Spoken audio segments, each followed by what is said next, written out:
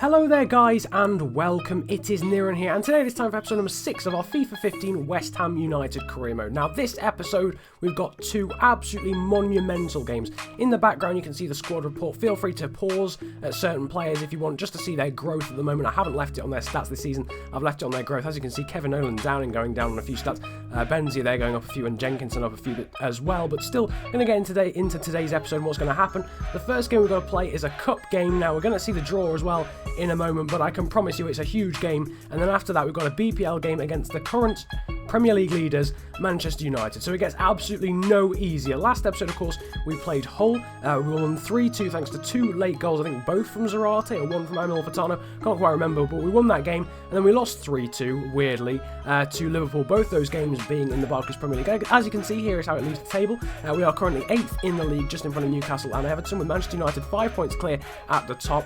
They played a game more at the moment than West Brom and Arsenal, who chased them in 4th place there, sorry. So Arsenal in 4th place again as usual. Sorry, I had to crack the joke there. I do apologise. The only team yet to score a point is Crystal Palace there down at the bottom, with Leicester and QPR also occupying those relegation zones. So a good start for West Brom to the league, and Chelsea as well there in 2nd and 3rd. But as you can see, in the 3rd round of the Capital One Cup, we will be playing Liverpool. So for the second game in a row, for the second time in a row, we're going to have to play Liverpool, the team that I support, of course, in real life. And they are so overpowered on this game, it is actually quite unreal. You'll see the squad in a moment. As you can see in the background, I'm just making a few changes there, bringing in Zarate. Bringing off Zarate and putting in Diafra. That's just part of the squad. As you can see, here's the graphic. Looks a bit odd, doesn't it, really, with just the Capital One Cup just sat in the middle. But we will be at home for this Capital One Cup game, so that's a little bit of an advantage. There you can see Mbolo making his debut with the number 9 shirt. My OCD nature's going to have to change that. I can't have a youth player being number 9. I suppose it makes it more realistic. I'll have to give him like 33 or something and make Zarate number 9. I don't know, maybe you could tell me that in the comment section. As you can see, though, here is the team that we'll be starting. Adrian in goal, Jenkinson, Reed, Umtiti, and Jitro Willems at the back. Son Kouyaté and Ravel Morrison as the 3 in midfield. Then Emil Furtado and Mbolo as the wingers. And Diafra starting up front, the man who's been playing so well in real life. But only 70 stat on this game, and quite old as well, 24 years of age, so he probably won't go up too much. First chance of the game there to Balotelli, but smothered by Adrian. Really should have done better. First chance for us would come with Diafra cutting inside past his namesake and forcing a great save there from Brad Jones in goal, replacing Simon Mignolet. We get another chance a few minutes later, Ravel Morrison blasting pretty harmlessly wide though from about 20 yards out. Barini then went forward for Liverpool, and that really should have been a penalty, I'm not going to lie, but then karma, I suppose, because we should have had a penalty. Both of those really should have been a penalty. Song and Barini going down under challenges. And as you can see, Barini going forward again. And what a save that is from Adrian in goal. One of the most important saves, probably one of the only important saves he's actually made all season long. But Kouyaté will be set forward through by Mbolo or Diafra, one of the two, and somehow dribbles it wide. The less said about that, the better. But so many chances in this first half. As you can see, Balotelli's free kick cleared off the line, but no goals whatsoever. And another chance there, I think, for Skirtle going forward, somehow missing the header there. But Liverpool continue to go forward there, and Barini picking out, or trying to pick out, a pass, but what an interception that was from Reed. But look at this, Sturridge, who had literally only just come on, the OP man, Daniel Sturridge. Adrian tries to come out for it, doesn't get there from the corner, and it's basically an empty net for Sturridge to head into. And having played relatively well, we were probably being bossed a little bit, but having played relatively well, it was a little bit annoying to be behind. Another chance, I think, there for Barini. He dribbles it harmlessly wide. As you can see, though, there's Zarate going forward and trying to cut inside. A good challenge there from Mamadou Sakho there, and that prevents the cut inside and gives us a corner. As you can see there in the background, Ricky Lambert getting a yellow card there for a foul on Alex Song, but the corner's going to come in and it's going to be taken by Emil Furtado, and Mbolo is going to get there and equalise. Brad Jones doesn't get there, similar to Adrian, but this time he came all the way out, and Mbolo gets there first to head into the empty net to make it 1-1. One corner goal, one pretty scruffy headed goal for each team. As you can see here, some really desperate defending. Sturridge giving it to Henderson, he curls it, and somehow just wide. I thought that was going to nestle in the top corner, but as you can see, a nice 1-2 there. Umtiti doesn't get there with a challenge, and Sturridge is set through, but another absolutely brilliant one-on-one save there from Adrian, and the safe header back from Kouyaté into the grateful hands of the Spaniard in goal. And what a game he was having. Another great bit of defending there, the block made, I think, by Carl Jenkinson off Sturridge's shot. As you can see, we go forward here with Donald Brill Mbolo. He's on the run. He's going to skip past one challenge. He's got a tight angle, and he somehow manages to score. What an absolutely awesome goal against the run of play completely. Liverpool have been dominating towards the end of the game, and we take a 2-1 lead thanks to an absolute wonder goal from Mbolo. Again, Lambert this time missing, who's already on a yellow card. He missed. Sturridge then went forward. He played in Lallana, and surely Liverpool are going to score at some point, but no, it's Black blasted high and wide yet again, wasting opportunity. Alex Song is then cropped by none other than Ricky Lambert, who's already on a yellow card, and he is going to be sent off, shown a red card, and this game takes yet another twist in their tail.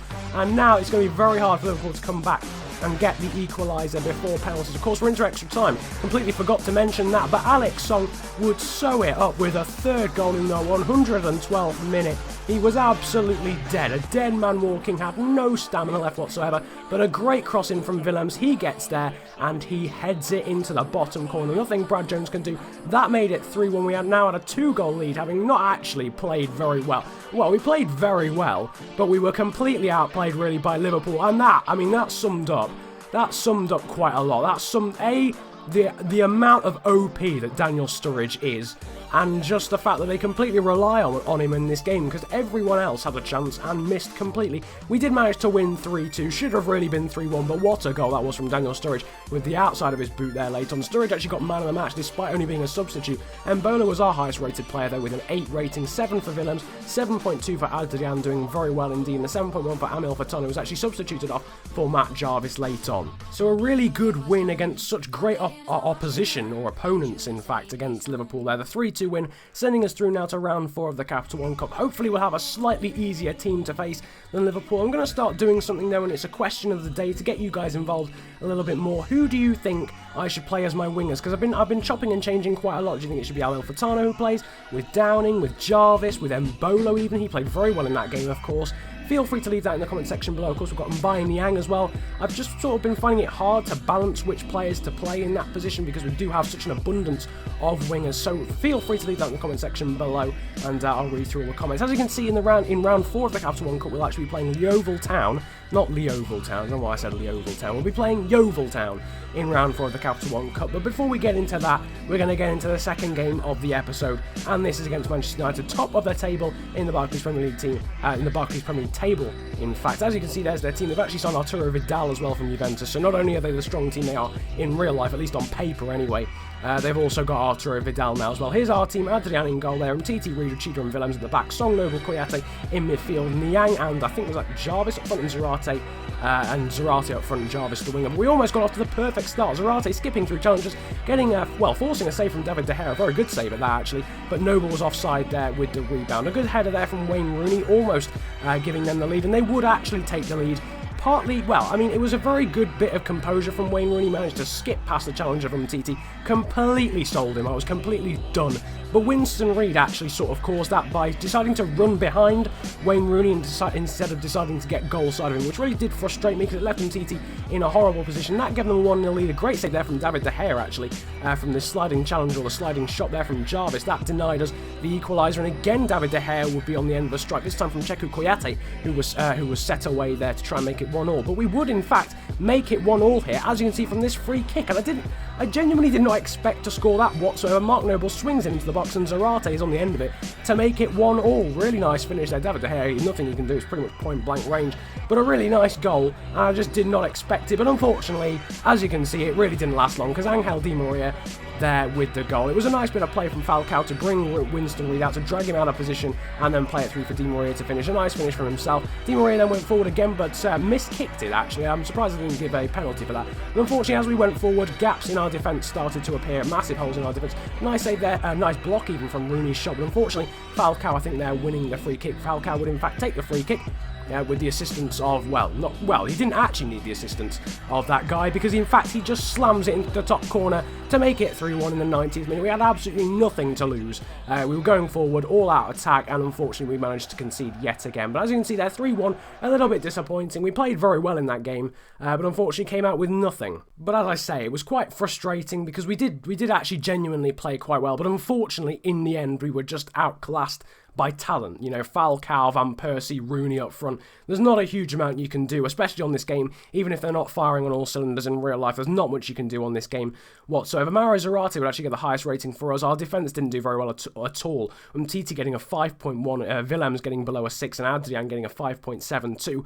In my opinion, Winston Reid was actually appalling in that game, at fault for both the first two goals, and I think he gave away the free kick for the third, but I'm not gonna complain about that. The first goal was very much avoidable. below. So that did frustrate me quite a lot. But nevertheless, we've played 2 very difficult games today, and we managed to win 1. So I suppose that's something into round 4 of the Capital One Cup, and unfortunately a loss in the Barclays Premier League against even the Premier League leaders. So I hope you really enjoyed. Feel free to smash the like button and leave a comment if you enjoyed. Feel free to subscribe if you are new around here as well, and comment about what wingers I should play, because I really am genuinely quite confused about what to do with that. It really is. I've got an abundance of wingers and I don't particularly know what to do with them. So I hope you've enjoyed. It's been an absolute pleasure ranting to you guys today.